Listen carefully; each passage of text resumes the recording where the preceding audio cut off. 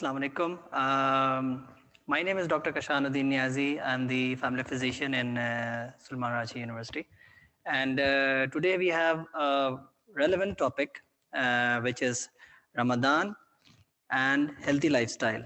Actually, we discuss healthy lifestyle in the context of Ramadan, and as a healthcare professionals, we should also be educated that Ramadan has also very beneficial effects on our health and on our physical needs. We, as a Muslims, we have a belief that we are the Ramadan is very beneficial for our spiritual needs, for our mental needs. So it also covers our physical needs, and we will be talking about and educating how the Ramadan is going to affect on our health. So it's just a brief overview, and it's not meant for only healthcare professionals, but it also encounters and it covers all the aspect of the health. And we will start our presentation. First of all, roadmap. Ramadan is how does this fasting is actually affect our body, is affect our health. This is how we are going to address. Number one. Number two, what to eat in sahur or in iftar. So we'll talk a little bit on basic principles. How can we go about it, and what should be eat, what should not be eat. A general principle on these issues, and a general principle of the balanced diet. A person should eat, yani what you can say, what is the balanced diet, what is the caloric requirements that we need in order to perform our daily routine activities. And followed by this session, if there is any question, we would take these questions also. All right. So how does fasting affect our body? So during the fasting, what happens is whatever we eat, whatever we drink, body firstly utilizes those during our fasting hours. So once the body utilizes all our energies that is being consumed from our eating habits, after that the body utilizes the carbohydrates and the other foods from our liver and from our muscles. So that's the main effect of how fasting works. What kidney does? Kidney is actually conserving the water so that we don't dehydrate during Ramadan. So our caloric requirements is being filled by the foods that we eat, number one. Number second, after we are done with the calories from the consumed food, the body utilizes liver and muscles to gain the energy. And of course, water cannot be conserved in the body, so this water is going to be conserved and saved by our kidney. After iftar, what happens? We rehydrate ourselves, we take good nutrition, we take good calories, and we regain ourselves. The first and the bit of small tip over here, whenever we start to break our iftar, try to do it very slowly, because our gut is slow, sluggish, and it takes a little time to warm up themselves. So we need to take a little bit of water, some light food, so that our GI, yani our stomach, start to working properly, and then we can add and eat good foods so that we don't have digestion problems. So we should have low fat food, and obviously less fried items. We'll go a bit detail on that, but that's something small tip.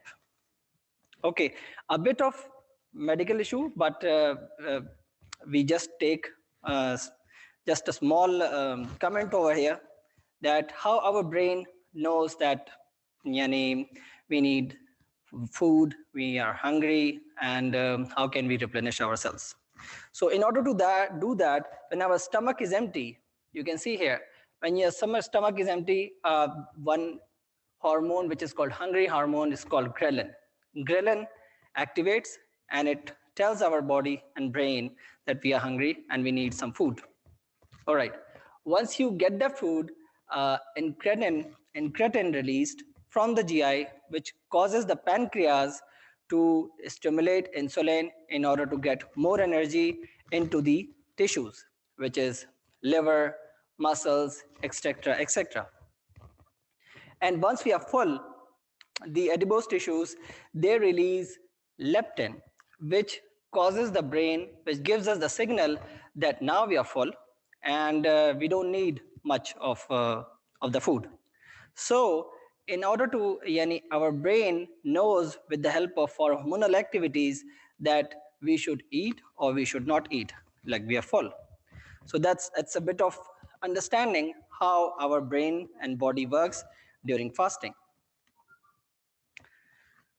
There is a study in the NAGM which talks about the physical aspect of fasting. This physical aspect of fasting, we call it as intermittent fasting. If you call it in a scientific term, we fast during the day, and after the Maghrib, we break the fast. So how does, in addition to our spiritual aspect, it also affects very significantly and very positively on our body? How? These are some of the points that points towards the positive aspects on our body. Number one, obesity. It seems like if you fast in a way that is required as far as the Islamic guidelines are concerned, you will reduce weight. If you want to reduce weight or if you want to control your obesity, Ramadan is the best time. And it says it improves the obesity, number one. Number two, insulin resistance. The body, when there is insulin resistance, what is that? When there is insulin resistance, the body gains more weight, and whenever you, if you're active enough to lose weight, your body is not actually losing the weight. So this is insulin resistance, and that insulin resistance is getting better. This the insulin resistance is decreasing in Ramadan, in intermittent fasting. Number third, high cholesterol. If you have problems with high cholesterols, you're following the guidelines, you do intermittent fasting, it will control your cholesterol level. Number four, it controls your hypertension. If you have blood pressure problems, and if your blood pressures are not getting controlled, Ramadan or intermittent fasting is the best time. Then inflammation. We tend to have some inflammations going on in our body. If there is any inflammatory processes, if there are tissue damages, the intermittent fasting also improves these kind of physical aspects. Although this list is not exhaustive, by the way, we have multiple problems which can be dealt, and it can take care of our health. So intermittent fasting is very important. So now we'll talk about a bit of, we have two major changes in Ramadan. One is the timing of the food. We eat two basic meals. This is the change from the non-Ramadan timings. In Ramadan timings, we have two big meals. One is Suhoor and one is in the Iftar. Number one is the timing of the food, which is different. Number second thing is the caloric requirement. We should have enough calories intake in order to perform our daily routine activities. So these are the two important points that you need to consider when Ramadan starts. Obviously, Islamic guidelines says that obviously overfeeding is not advisable, and we should take care of what we are eating and how we are eating. So number of meals, number one. Number two, we need to be very careful about how much diet and how much energy we are getting. How does our ideal iftar look like? It's some of the suggestion. An ideal iftar should have started off with, when we break our fasting, We should start with dates ideally and with water as compliant with the sunnah. It gives us a good amount of energy with no fats, where it regains our strength, it regains our mental and physical well-being. So we should have 2 to 3 pieces of dates with a glass of water or a milk or a juice. Juice should not be added sugars, it should have natural sugars into it. So once you do that, you should go for a maghrib, which gives you a bit of break. It provides your GIT to be more active, and it is more receptive of what you eat now. So once you have 15-30 minutes of break in between your breaking of the iftar and then your meal, you should have less problems with GI disturbances like GERD or fullness of the stomach and constipation and things like that. So you should have less acidity in this kind of habit that you contain. And then after you perform maghrib, you should start eating your meals. Make sure that you contains adequate amount of calories, that you can contain adequate amounts of fluid into it. You should have fruits, vegetables, avoid fat and fried foods. And based on the Islamic guidelines, you should avoid overfeeding. That's the main gist, because many a times we ideally should decrease our eating habits, should make it better, but practically speaking, we are getting not very healthy lifestyle during Ramadan.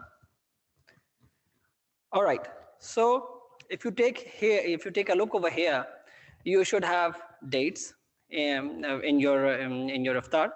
What date provides you? Minerals, natural sugars, calories, but no fat. So dates are very crucial if you see in a very scientific way. It's gluten free, sodium free, cholesterol free, and fat free. So date is a perfect meal. If you think the second thing is the liquids, you should have plenty of fluids, plenty of water, plenty of juices, but make sure that juices do not have added sugars into it. Then fruits and vegetables, these are very basic and important things. It provides you natural sugars, it provides you minerals, vitamins, so on and so forth, and followed by some soups, so that can give you a good calories, which can take care of your normal activities. It should give proteins, it should give calories. So should have dates, should have fluids, we should have the fruits and vegetables and some soups. Now let's see, how does our sahur look like? The same food. Sahur is a very important and it is equal to our regular breakfast. So if you compare the timing, if you take it late sahur, it should have just 2 or 3 hours before your normal breakfast time. So sahur will give you the sahur is a substitute of your breakfast in non-normal days, and ensure that you contain all types of food groups, especially fruits, vegetables, milk, yogurt. You should avoid excess sugars, pickles to avoid thirst. Avoid heavy and fatty meals.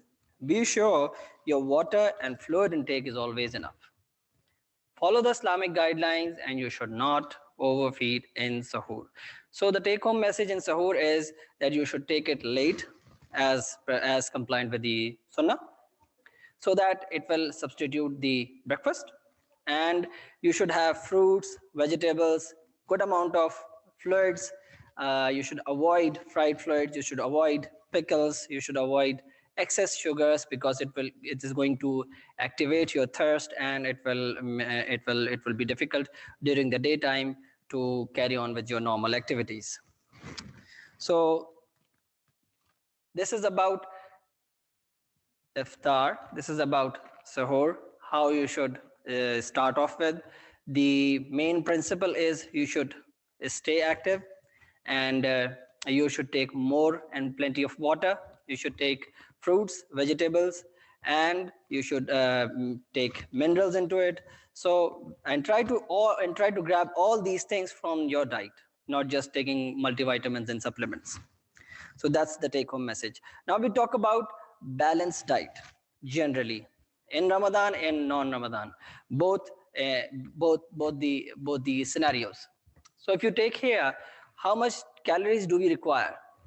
We actually require, if you're a woman, we need to maintain 2000 calories per day in order to maintain our weight.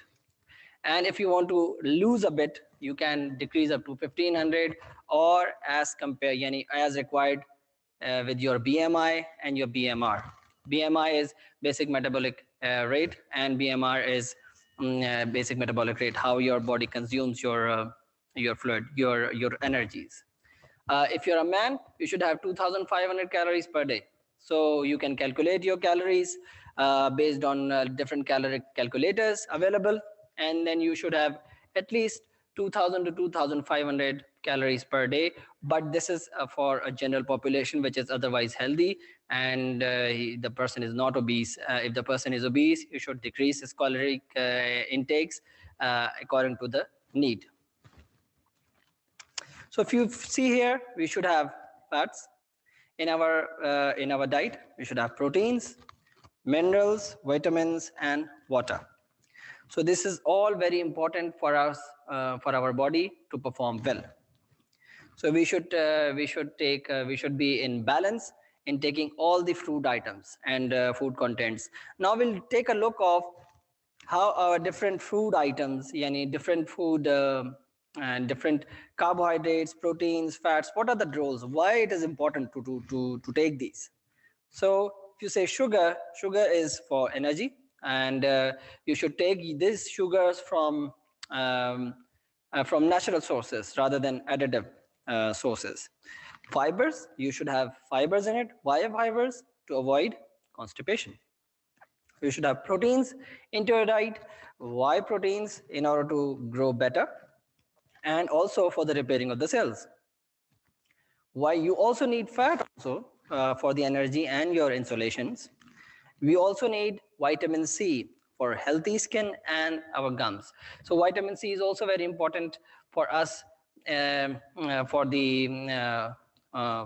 the gums, for our skin, for antioxidants, for anti-cancerous things. So that's something which is very important.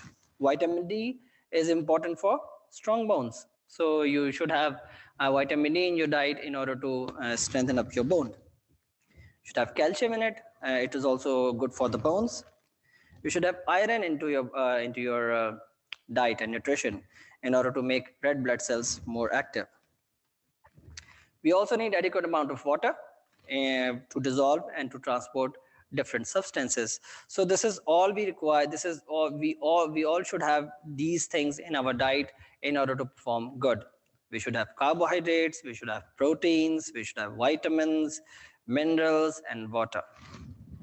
In a nutshell, if you see here, it's a very famous diagram of food pyramid, and the base of the pyramid is very wide while the tip is very narrow.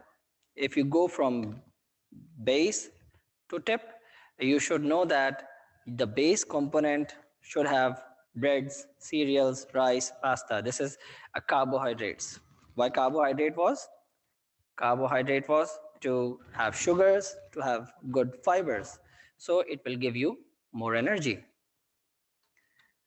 And you should have 6 to 11 servings per day on during the whole time. You can divide it into 3, you can divide it into 4. And by the way, if you need to know what one serving should look like, we will also talk about how does one serving should look like. If you go a bit upwards, you should have fruits and vegetables 3 to 5 servings, and you should have fruits 2 to 4 servings at least.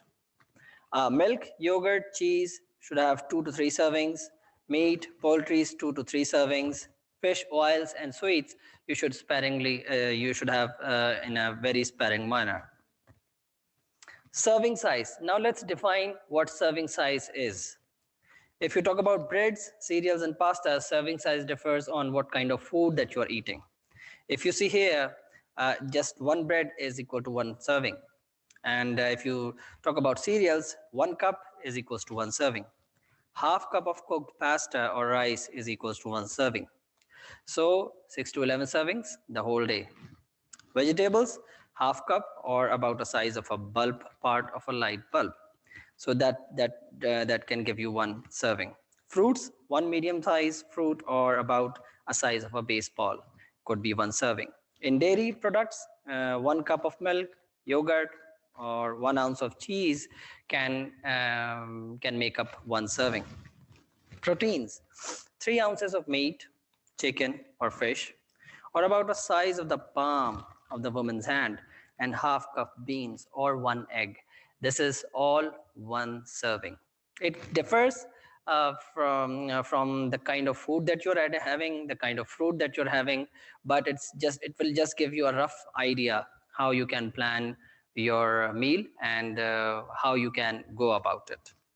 Fats and oils and sweets, 1 teaspoon of sugar is 1 teaspoon is actually enough for one for the whole day, or maybe 2 teaspoons for the whole day.